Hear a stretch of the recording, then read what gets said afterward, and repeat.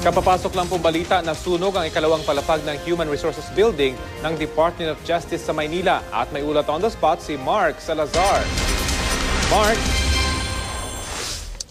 Rafi, mga bandang bago mag-alas 10 ng umaga, bahagyang nabulabog ang mga empleyado mula sa gusali ng Human Resources Building dito sa DOJ compound nang sila'y magtakbuhan mula sa gusali at meron pa nga isang nawala ng malay dahil sa meron daw sunog sa ikalawang palapag ng Human Resources Building ng DOJ.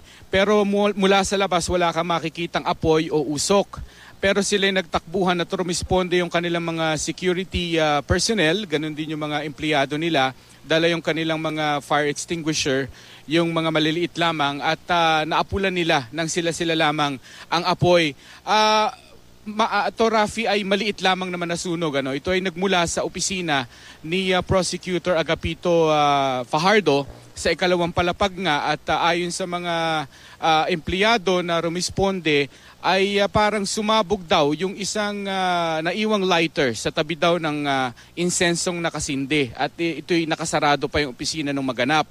At ito ay nag-cause ng fire sa ibabaw ng refrigerator dahil doon nakapatong yun. Pero yun lang naman, hindi na kumalat yung apoy.